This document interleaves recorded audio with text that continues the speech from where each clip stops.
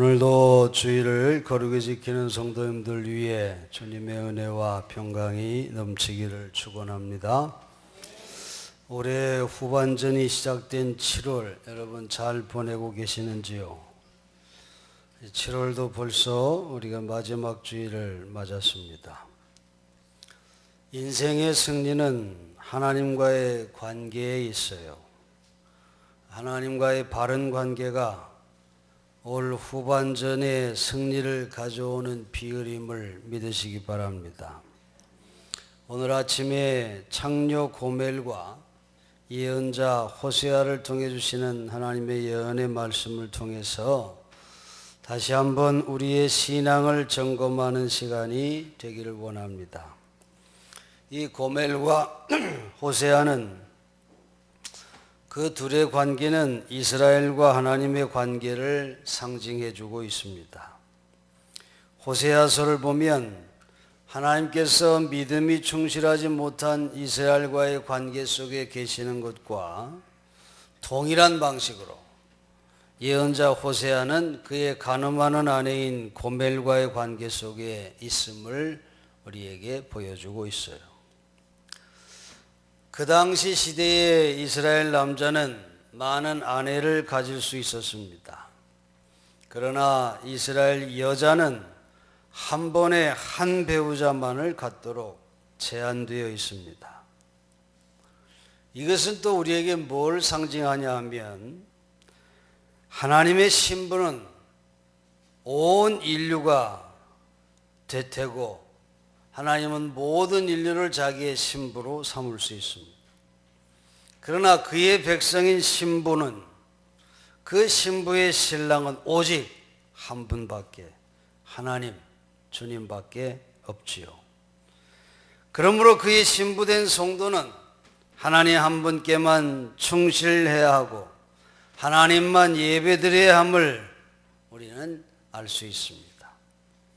그런 비유를 이 호세아서가 보여주고 있는 것입니다.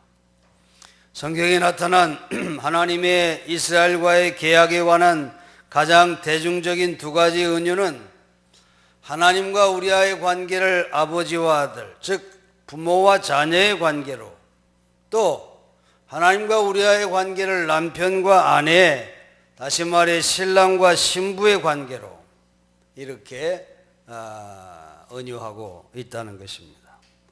이것은 성경에 너는 내 아들이요 내가 오늘 너를 낳았노라 하는 그 말씀이나 또 나의 사랑하는 신부요 하는 말씀에서 우리가 알 수 있습니다.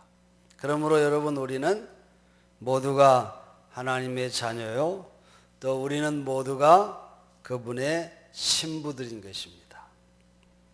오늘 본문에서 하나님이 호세아에게 한 창녀와 결혼하라고 명하실 때 하나님은 이스라엘이 어떻게 한 충실한 계약 파트너가 되는데 실패했는가를 모든 이스라엘 백성이 이해할 수 있는 그런 하나의 극적인 증명을 하라고 명하고 계신 것을 우리가 알 수 있습니다. 하나님께서는 이스라엘이 끊임없는 우상 숭배와 불순종으로 인한 그들의 죄악 가운데서 돌이킬 수 있도록 교훈과 경고를 주시기 위해서 호세아에게 음란한 여자인 고멜과 혼인하라고 명하셨고 호세아는 하나님의 명령에 순종하여 고멜과 혼인을 하게 됩니다. 여러분 다윈상이라고 하는 상이 있는 거 아십니까? 자연 도태 이론을 발전시켰고 진화론의 주창자인 찰스 다윈을 기념하여 붙여진 이 다윈상이라고 하는 상이 있어요. 이 상은 터무니없는 어리석은 방법으로 유전자 풀로부터 자기 자신을 제거함으로써 유전자 풀을 향상시키는 사람들을 기념하기 위한 아주 독특하고도 별난 상입니다. 말하자면 가장 주목할 만한 방식으로 자살하는 사람들에게 주어지는 상이라고 말할 수 있습니다. 10여 년 전에 아르헨티나의 한 남자가 이 상을 수상했는데 그는 그 아르헨티나 수도인 부에노스아이레스의 노동자들이 밀집해 사는 그런 구역에서 사는 25살 먹은 한 남자였습니다. 그가 불만스러운 결혼 생활을 둘러싸고 아내와 격렬한 말다툼 끝에 20살 먹은 아내를 번쩍 들어올려 가지고 8층 아파트 발코니 밖으로 사정없이 내던졌습니다. 하지만 실망스럽게도 그녀는 밑에 거미줄처럼 늘어져 있는 전력선에 몸이 엉켰습니다. 그러자 이 남자는 지체 없이 발코니 밖으로 자기 몸을 던져 아내를 향해 뛰어내립니다. 그가 왜 그런 행동을 했는지는 아무도 모릅니다. 자신의 일을 마무리 지려고 그렇게 했는지, 아니면 순간 양심의 가책을 받아 아내를 구조하기를 소망했는지, 그건 아무도 모릅니다. 어쨌든 그는 목표 달성을 못한 채 전력선을 놓쳐가지고 땅바닥으로 추락해서 즉사했습니다. 그리고 그 아내는 몸을 이리저리 흔들어서 가까운 발코니에 닿아 겨우 목숨을 구했습니다. 이 극적인 자살 행동으로 그 남자가 다윈상을 탔다는 거예요. 그런데 여러분, 오늘 본문에 보면 다윈상에 또 명백한 후보자를 제공하고 있습니다. 호세아가 바로 그 인물입니다. 예언자가 창녀와 결혼하다? 여러분, 그런 표제어를 생각해 보십시오. 바람기 있는 여자와 결혼하라고 하는 하나님의 명령을 여러분 어떻게 생각하십니까? 정말 가당키나 한 일일까요? 더구나 하나님의 종인 예언자가 말입니다. 그러나 호세아는 순종하고 그녀와 결혼을 합니다. 그리고 그녀는 세 자녀를 낳았는데 그 중에 호세아의 친자식은 하나도 없습니다.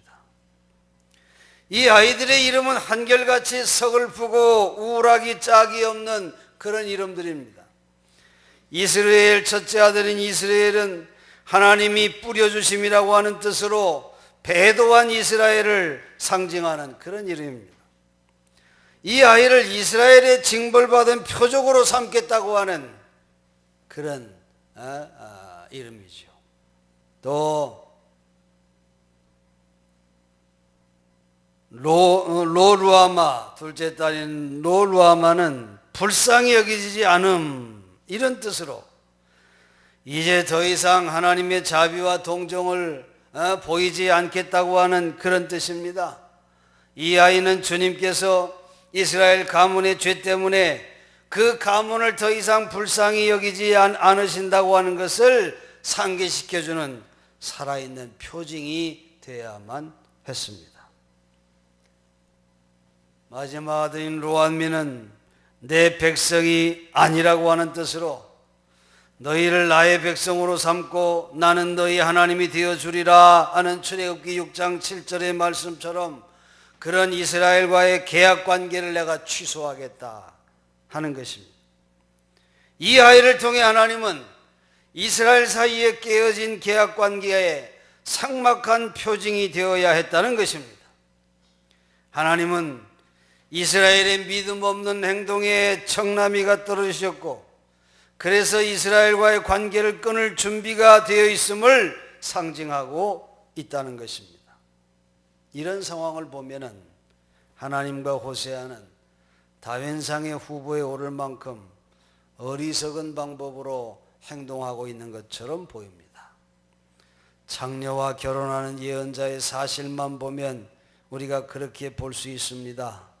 그러나 여러분, 우리가 기억해야 할 것은 바로 이런 행동으로 하나님은 어리석은 상, 다윈상과 같은 그런 어리석은 상의 주인공은 하나님 호세아가 아니라 바로 고멜 이스라엘이라고 하는 것을 말씀하고 있다고 하는 것을 우리가 볼 줄 알아야 합니다. 이스라엘을 상징하는 고멜은 자멸의 길을 가는 파괴적인 행동을 일삼는 여자였습니다. 그녀는 시종일관 집 밖으로 몰래 빠져나가서 세상적 정부들을 찾아 거리로 나섭니다. 고멜은 자신이 집으로 돌아가면 좋은 남편이 기다리고 있다고 하는 사실을 알고 있었습니다. 그녀는 호세아가 자기를 마음에 소중히 담고 있다고 하는 것을 계산했음에 틀림이 없습니다. 그녀는 자신이 저지르고 있는 일이 여러 면에서 잘못됐다고 하는 것을 알아차리지 못했을 리가 없습니다. 그럼에도 그녀는 끊임없이 자살의 길을 가듯이 못된 습관과 행동을 반복하고 있었다는 것입니다.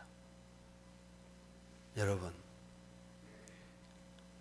우리의 모습은 어떻습니까?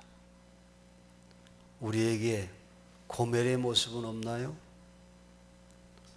우리 자신의 나약함과 추한 모습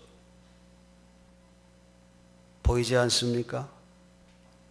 자멸의 기림을 너무도 잘 알고 있으면서도 우리는 너무도 많은 어리석은 알약들을 복용해 왔고, 그래서 우리가 사랑하는 사람들에 대해서는 말할 것도 없고, 우리가 사랑하는 것에 대해서도 파괴적인 행동을 일삼아 지금은 황폐하게 깨어져 버린 하나님과 이웃들과의 관계를 후회의 눈빛으로 뒤돌아보는 그런 우리 자신을 발견하고 있지는 않습니까?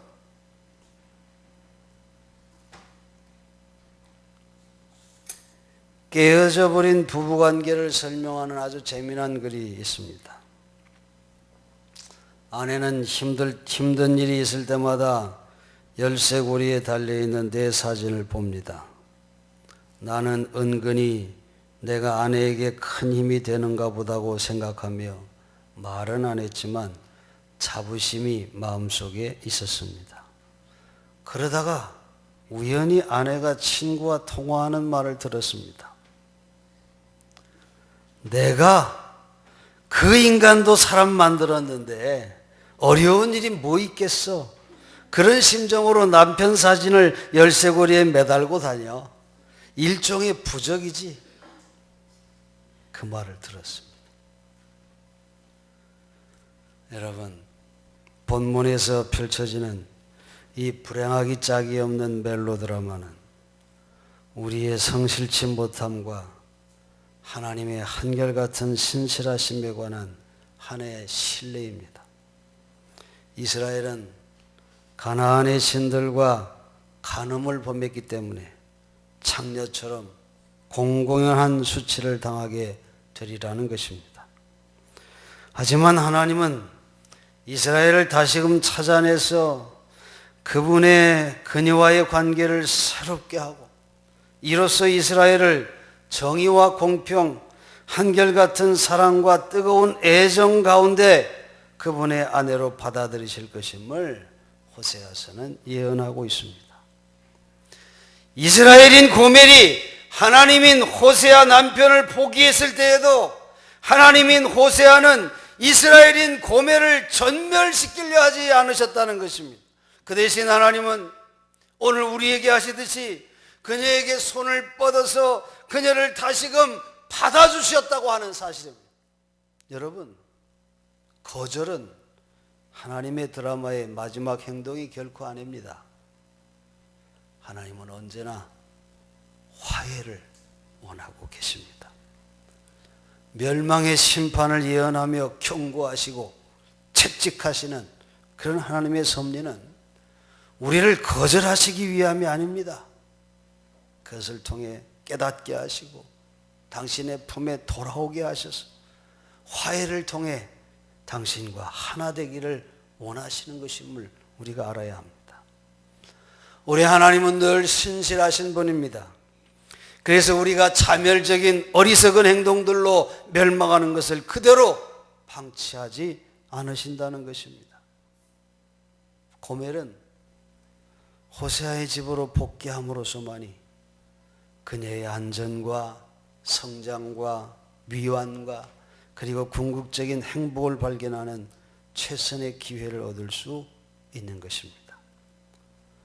고멜과 별반 다르지 않은 우리들도 역시 신실한 믿음으로 그 믿음을 따라 사는 신실한 삶으로 복귀함으로써만이 우리의 안전한 안전과 행복의 최선의 기회를 얻을 수 있다고 하는 이 사실을 우리는 기억해야 할 줄로 압니다.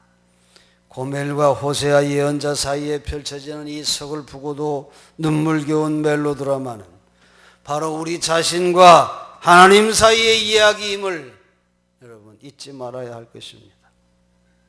사랑하는 성도 여러분, 이제 우리는 나와 하나님 사이에 거리를 두기 위해 행하는 그런 어리석은 짓들을 멈춰야 할 것입니다. 뻔히 자멸의 길임을 알면서도 아직 돌아서지 못하는 것들은 없습니까? 오늘 호세아서에서 나타난 하나님의 놀라운 사랑을 기억하세요. 끊임없이 사랑하시는, 끊임없이 기다리시고 끊임없이 당신의 품으로 돌아오기를 원하시는 그런 하나님의 음성이 오늘 이 아침 여러분에게 들려지기를 간절히 바랍니다. 호세아서에 보면은 호세아서 6장 3절에 이렇게 간절히 외치고 있습니다. 우리가 여호와를 알자, 힘써 여호와를 알자. 그의 나타나심은 새벽빛같이 어김없나니 비와 같이 땅을 적시는 늦은 비와 같이 우리에게 임하시리라. 그렇게 외치고 있습니다. 또 6절에도 보면 나는 인애를 원하고 제사를 원하지 아니하며 번제보다 하나님을 아는 것을 원하노라. 이렇게 간절히 외치고 있습니다. 여러분, 하나님을 아는 일에 힘쓰는 여러분 되시기 바랍니다. 하나님의 안을 떠나지 않는 여러분 되시기 바랍니다. 성경은 우리에게 구하고 두드리고 찾으라고 했습니다. 그러나 우리는 구하지 않기 때문에 받지 못하고 있습니다. 우리는 찾지 않기 때문에 발견하지 못하고, 우리가 문을 두드리지 않기 때문에 문이 우리에게 열리지 않고 있는 것입니다. 여러분, 오늘 이 아침 정말 고멜과 같이 어리석은 행동 멈추시고 하나님께 온전히 돌아가는 여러분 되시기 바랍니다. 하나님을 부르며 구하십시오. 하나님을 향해 찾고 두드리십시오. 그래서 신랑 되시는 주님과 함께 살고 그 가르침을 받은 대로 믿음을 더욱 견고히 해서 이 땅에 흠없는 하나님의 정결한 신부로 주님의 사랑받는 신부들이 다 되시기를 주의 이름으로 간절히 축원합니다. 기도하겠습니다.